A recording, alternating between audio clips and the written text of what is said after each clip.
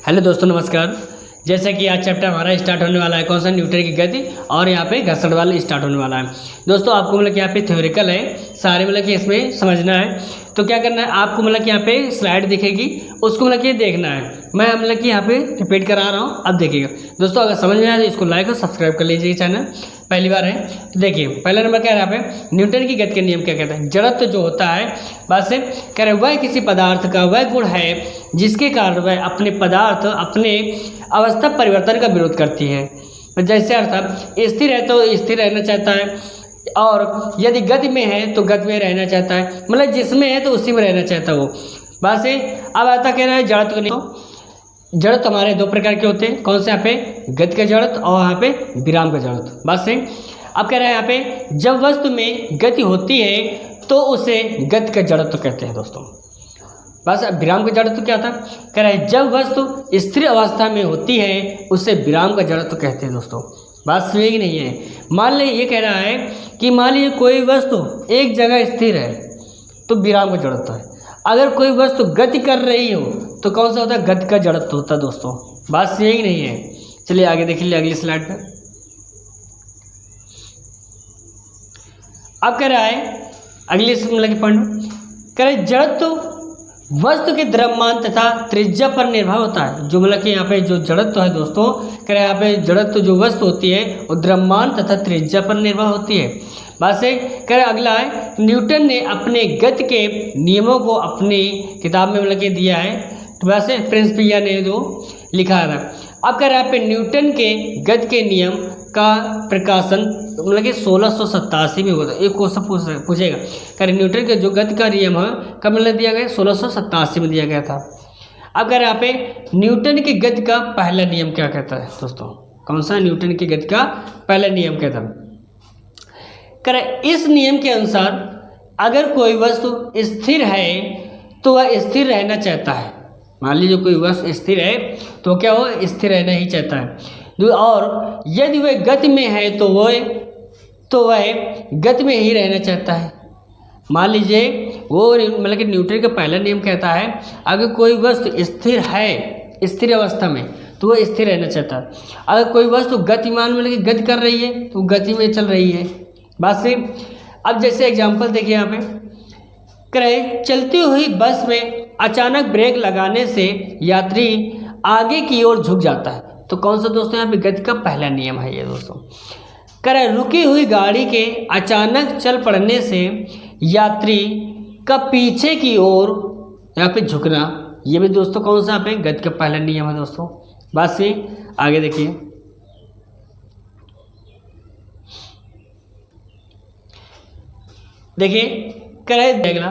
कह रहे दरी को छड़ी से पीटने पर जो धूल के कण गिरता है तो ये भी कौन सा दोस्तों यहाँ पे गति का पहला नियम होता है।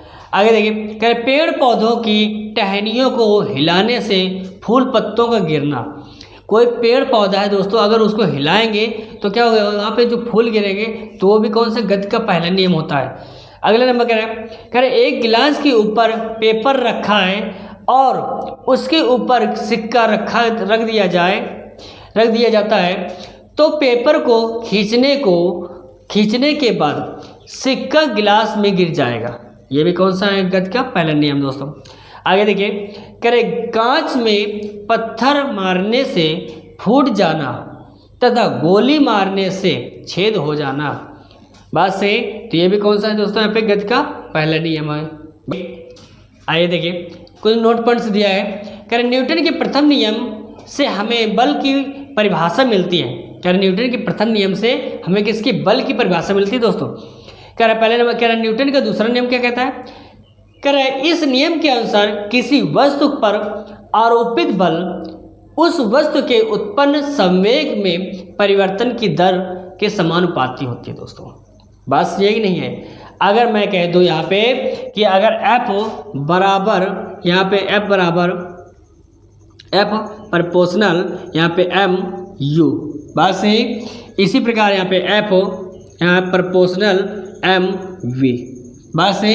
अब इनका अगर अंतर यहाँ पे समय तो मतलब T लगता है तो यहाँ पे क्या कह सकते हैं, यहाँ पे F प्रोपोर्शनल यहाँ पे M V minus M U upon T। Time. बात सेम। अब इसमें क्या है, हमें m कॉमन है तो f हो प्रोपोर्शनल m, यहाँ पे क्या होगा, यहाँ पे v minus you upon T. बात समझ जाएगी नहीं है दोस्तों, बोलिए इतना आ गया। बात से इन दोनों का अंतर होगा ना, बात से। अब यहाँ पे जो हमेशा यहाँ पे प्रोपोर्शनल की जो होता है वो क्या होता है के, तो यहाँ पे f हो बराबर के m, यहाँ पे v minus you upon T. Clear. तो यहाँ पे समझिएगा, तो f मतलब कि यहाँ पे k क्या है दोस्तों, यहाँ पे k बराबर 1 होता है। बात से यही k क्या है 1 है, तो यहाँ पे जब k 1 है तो मतलब k एक नियतांक है तो उसका मान हमेशा 1 होता है। तो क्या हो गया, यहाँ पे m बराबर यहाँ पे v माइनस यू अपॉन क्या होता है दोस्तों, यहाँ पे t। ये आपका फार्मूला बन गया। ये बात समझ आएगी नहीं आई दोस्तों, बोलिए। क्लियर। दूसरा होता है यहाँ पे f हो प्रोपोर्शनल m a। बात से m क्या होता है दोस्तों, द्रव्यमान होता है, a क्या होता है, त्वरण होता है। बात से यहाँ अगर इसको सोल्व करें तो f यहाँ पे k m a, के हमारे क्या है नियतांक है, तो f बराबर क्या होगा दोस्तों, यहाँ पे m a। ये मेरा फार्मूला बन गया दोस्तों। बात से अब इससे हम कुछ भी निकाल सकते हैं, द्रव्यमान भी निकाल सकते हैं, त्वरण भी निकाल सकते हैं, कुछ भी कहें हम सबको निकालेंगे दोस्तों इससे। बात से यही नहीं है, तो ये चीज़ें हैं, इसको देखिए आराम से। आगे देखिए स्लाइड पे कह रहा है f का मात्रक क्या होता है, यहाँ पे न्यूटन होता है। क्या है दोस्तों, यहाँ पे f का मात्रक क्या होता है, न्यूटन होता है। बात से यही देखिए, आपको स्लाइड में दिखेगा सारी मात्राएं उसमें।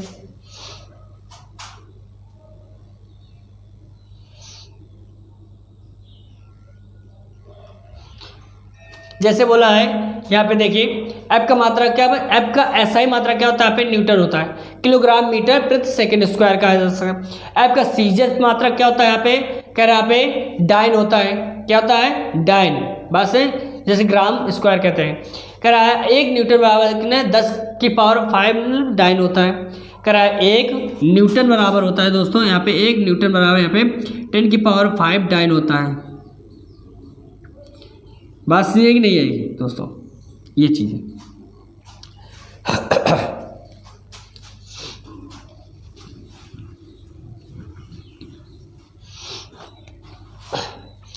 आगे देखिएगा, कह रहे अगली स्लाइड पे, कह रहे बल एक सदिश राशि है, इसमें दिशा और परिणाम दोनों होता है। दोस्तों जो बल होता है एक सदिश राशि होती है और इसमें मतलब कि यहाँ पे दिशा और परिणाम दोनों ही होता है। कह रहा है वस्तु को उठाने के लिए आवश्यक न्यूनतम बल वस्तु के वजन के समान होता है। बस है। अगला कह रहा है, स्लाइड देखिए अगला पॉइंट, कह रहा है बल वह भौतिक राशि है जो एक समान स्थिर स्थिति को बदल देती है। बात से अगले पॉइंट कह रहा है किसी वस्तु पर बाह्य बल लगाने के बाद भी आकार में परिवर्तन न होना दृढ़ता कहलाता है दोस्तों। बस अगला पॉइंट कह रहा है जब एक बल नहीं लगेगा तो गति एक समान रहेगी। अगर बल मिल के यहाँ पे देखिए अगला सेल कह रहा है जब तक बल नहीं लगेगा तो गति क्या होगा, एक समान रहेगा दोस्तों। बात से अगला कह रहा है पॉइंट, कह रहा है अगर कोई वस्तु दृढ़ है, क्या है, कह रहा है जब कोई वस्तु दृढ़ है तो बाह्य बल लगने के बाद भी आकार में कोई परिवर्तन नहीं होगा दोस्तों, ये होगा। बस अगला पॉइंट कह रहा है यहाँ पे, कह रहा है जब बल विपरीत दिशा में लगता है, क्या, जब बल विपरीत दिशा, हम इधर से धक्का दे रहा है वो उधर से दे रहा है, जब बल विपरीत दिशा में लगता है तो दिशाओं के बीच का कोण 180 डिग्री तथा जब समान दिशा में लगेगा तो क्या दोस्तों यहाँ पे 0 डिग्री बनता है। बात से जब विपरीत दिशा में होगा तो 180 और जब एक ही दिशा में होगा तो यहाँ पे 0 डिग्री कोण बनाएगा दोस्तों। कह रहा है अगला पॉइंट, कह रहा है बल के विपरीत विस्थापन हो तो नकारात्मक बल कहलाता है। मतलब कि अगर यहाँ पे बल क्या हो, विस्थापन हो बात से, तो यहाँ पे क्या होता है, नकारात्मक होता है बल। बात से अगले देखिए पॉइंट,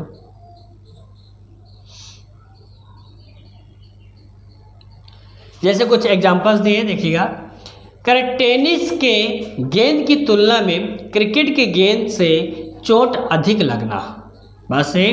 करें टेनिस के गेंद की तुलना में क्रिकेट की गेंद से अधिक चोट लगना। अगला पॉइंट कह रहा है गद्दे की तुलना में फर्श पर चोट अधिक लगना। अगला पॉइंट फिर देखिए, कह रहा है ऊंची या लंबी कूद में जमीन को खोदकर कह रहा है हल्का कर दिया जाता है ताकि चोट कम लगे दोस्तों। अब जैसे कोई कूदता तो पहले उसको क्या है तो गद्दा बिछा दिया जाता है या थोड़ा मतलब खोद दिया जाता है, तब बच्चों कूदता तो चोट क्या होता है कम लगता है। अगर वो ऐसे कूदेगा तो चोट ज़्यादा लग जाएगी। आगे देखिए कह रहे कराटे खिलाड़ी ईंट को तोड़ने के लिए अधिक चोट मारता है। बात सही है दोस्तों। ये देखिए यहाँ पे एक नोट पॉइंट्स है। कह रहे न्यूटन के दूसरे नियम से हमें बल का सूत्र मिलता है। बात सही। क्या है, न्यूटन के दूसरे नियम से हमें क्या निकलता है, बल का सूत्र निकलता है। बात सही। अब न्यूटन के पहले नियम क्या है वहाँ पे परिभाषा में मिलती है, न्यूटन के दूसरे नियम से दोस्तों हमें क्या सूत्र मिलता है। बात सही। अगला पॉइंट देखिए दोस्तों, कह रहा है यहाँ पे न्यूटन का तीसरा नियम क्या कह रहा है, इसको बारे में समझते हैं। कह रहा है प्रत्येक क्रिया के बराबर तथा विपरीत प्रतिक्रिया होती है। बात सही। प्रतिक्रिया होती है। जैसे यहाँ पे न्यूटन के तीसरे नियम के दो शर्तें स्पष्ट किए गए। पहला नंबर कह रहा है बल हमेशा जोड़े में होगा। क्या दोस्तों, यहाँ पे बल हमेशा जोड़े में होगा, ये कभी अकेले नहीं होता है दोस्तों। बात सही। अगला नंबर कह रहा है, अगला पॉइंट कह रहा है क्रिया और प्रतिक्रिया दोनों अलग अलग वस्तुओं पर लगने वाला बल होता है दोस्तों। बात सही। कुछ एग्जाम्पल्स कह रहा है एक महिला कुएं से पानी खींच रही है, रस्सी के टूट जाने के कारण चोट लग जाती है दोस्तों। बात सही। अगला पॉइंट देखिए, कह रहे बंदूक से गोली चलाने पर बंदूक के पीछे हटने का कारण चोट का लगना, ये कौन सा है दोस्तों, यहाँ पे गति का तीसरा नियम होता है। कह रहे जमीन पर चलते समय जमीन पर चोट लगना, ये भी दोस्तों कौन सा गति का तीसरा नियम होता है। कह रहा है पानी में तैरते समय पानी का चोट लगना, ये भी दोस्तों कौन सा यहाँ पे गति का तीसरा नियम। कह रहा है आगे कह रहा है नाव से कूदने पर नाव का पीछे की ओर हटना। बस रॉकेट का उड़ना, ये सब दोस्तों क्या होता है यहाँ पे गति का तीसरा नियम। जब कोई कदम करते हैं आगे मतलब बढ़ाते हैं तो जो पीछे की ओर होता है धक्का देते हैं तो कौन सा होता है, गति का तीसरा नियम होता है दोस्तों। बस कुछ मतलब कि यहाँ पे नोट्स दिए गए हैं, उनको समझिएगा, नोट पॉइंट्स देखिए। कुछ नोट पॉइंट्स हैं। कह न्यूटन के तीसरे नियम से बल की प्रकृति का पता चलता। जैसे यहाँ पे गति या विराम का विरोध करता है, कौन सा, गति का प्रथम नियम होता है। कह रहे चोट कम या अधिक लगना द्वितीय नियम होता है। कह रहे चोट लगना तृतीय नियम होता है। बात सही। अब ये कह रहे बल के प्रकार दोस्तों, बल के प्रकार क्या होते हैं। पहला तो आता है संतुलित बल। क्या होता है संतुलित बल, क्या होता है दोस्तों, कह रहे वह बल जो बराबर तथा विपरीत होता है। क्या, वह बल जो बराबर तथा विपरीत होता है तथा इस बल से गति में परिवर्तन नहीं होता है लेकिन अधिक होने पर अवस्था बदल जाती है, तो कौन से यहाँ पे संतुलित बल होता है दोस्तों। बात से फिर अगला कह रहा है असंतुलित बल। क्या होता है, असंतुलित बल वह बल है जो मतलब कि असमान तथा विपरीत होता है बस और वस्तु को गति प्रदान करता है। बस कह रहे असंतुलित बल वह बल है जो असमान तथा विपरीत होता है और वस्तु को गति प्रदान करता है, तो कौन सा दोस्तों यहाँ पे असंतुलित बल होता है। जैसे कह रहे कोई पिंड सतत चाल से चलेगी, इसका अर्थ यह है कि कोई बल कार्य नहीं कर रहा है। बात सही है नहीं। अगला नंबर देखिएगा, जैसे एक क्वेश्चन दिया गया यहाँ पे देखिएगा, कह रहे एक घोड़ा तांगे को खींच रहा है। कह रहे एक घोड़ा तांगे को खींच रहा है तो घोड़ा आगे बढ़ता है, ये किसके कारण होता है दोस्तों। कह रहे पे पृथ्वी द्वारा घोड़े पर लगाए गए बल के कारण होता है दोस्तों। कौन सा सही यहाँ पे, डी डॉग वाला सही है हमारा यहाँ पे। बात सही, इसका आंसर देखिए अगली स्लाइड पे। कह रहे घर्षण। घर्षण क्या होता है दोस्तों, समझ लो। अब मान लीजिए कोई चीज़ रखा हुआ है, कोई मतलब कि यहाँ पे कोई आपका पत्थर रखा हुआ है यहाँ पे। बात से आप क्या करेंगे यहाँ पे, ये मतलब कि यहाँ पे धक्का देंगे, बात से। अब यहाँ पे जब धक्का देंगे भाई, यहाँ पे पत्थर या दीवार को अगर कोई धक्का देंगे तो कोई फोर्स तो क्या होगा, जीरो होगा। जब ये खिसकेगी नहीं दोस्तों यहाँ पे, तो क्या है इसका मतलब क्या बल होगा हमारा जीरो। बात से अगर ये खिसक जाएगा तो हमारा बल आगे लगेगा, और जब बल लगेगा नहीं तो क्या होगा यहाँ पे, कोई बल नहीं, जीरो। तो कह रहे हैं यहाँ पे घर्षण बल एक प्रकार का बल है जो हमेशा गति के विपरीत दिशा में लगता है। बात समझ रहे दोस्तों, गति के विपरीत दिशा में लगता है। अगला पॉइंट देखिएगा, करें घर्षण बल को क्षयकारी छीड़ बल कहते हैं। इसे स्नेह की सहायता से कम किया जा सकता है।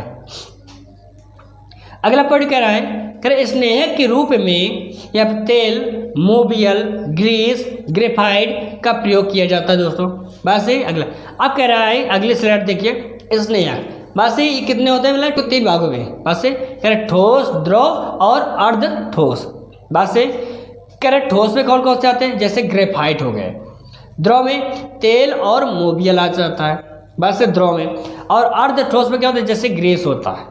बात सही, जैसे कुछ एग्जाम्पल्स देख लीजिए यहाँ पे स्लाइड पे अगले।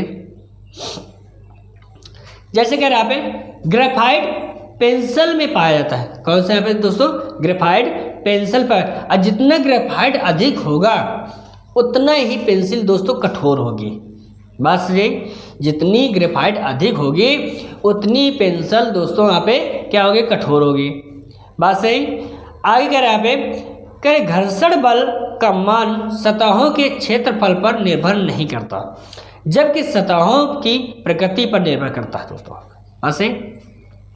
अगला पॉइंट कह रहा है कि अगर किसी गतिमान वस्तु पर कोई बल कार्य नहीं कर रहा है तो वह घर्षण के कारण क्या रुक जाएगी दोस्तों। अगर बल कार्य नहीं कर रहा है तो क्या वो घर्षण रुक जाएंगे। बात से। अगला पॉइंट देखिएगा, कह रहे 2 सतहों की अनियमितता के कारण घर्षण बल क्या दोस्तों, घर्षण बल लगता है। बात से। अगला पॉइंट कह रहा है, घर्षण द्वारा करे घर्षण द्वारा किए गए कार्य का क्षय नहीं होता तथा वह तापीय ऊर्जा में परिवर्तित हो जाता है। बस से। अगला पॉइंट कह रहा है, सतह अनियमित रहने पर घर्षण बल लगता है दोस्तों। कह रहा है पे सतह अनियमित रहने पर घर्षण बल क्या लगता है दोस्तों। अगला पॉइंट कह रहा है घर्षण के कारण अधिक का क्षय नहीं होता परंतु घर्षण तापीय ऊर्जा में क्या बदल जाता है दोस्तों। बात सही। अगर देखिए दोस्तों, कह रहे घर्षण के प्रकार। बात सही। ये 4 प्रकार के होते हैं। कह रहा है स्थैतिक घर्षण होता है, सीमांत घर्षण और गतिज या सर्पिल घर्षण। और यहाँ पे चौथा कौन सा, यहाँ पे लोटनी घर्षण। अब आइए स्थैतिक घर्षण के बारे में चर्चा करते हैं। देखिए स्लाइड पे देखिए स्थैतिक घर्षण क्या होता है दोस्तों, इसके बारे में चर्चा करते हैं। कह रहे वह घर्षण बल जो किसी वस्तु पर दाब कार्य करता है जब वह वस्तु स्थिर अवस्था में रहती है तो वह मतलब कि कौन सा यहाँ पे स्थैतिक घर्षण होता है। बात से। जब कह रहा है वह घर्षण बल जो किसी वस्तु का वस्तु पर तब तक कार्य करता है, बात से, जब तक वह स्थिर अवस्था में रहता है। बात से। देखिए दोस्तों स्थैतिक घर्षण अगली स्लाइड पे कह रहा है वह घर्षण बल जो किसी वस्तु पर तब तक कार्य करता है जब तक वह वस्तु स्थिर अवस्था में रहता है। बात से।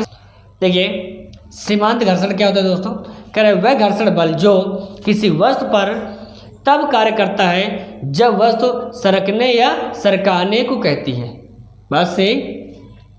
अगले देखिएगा,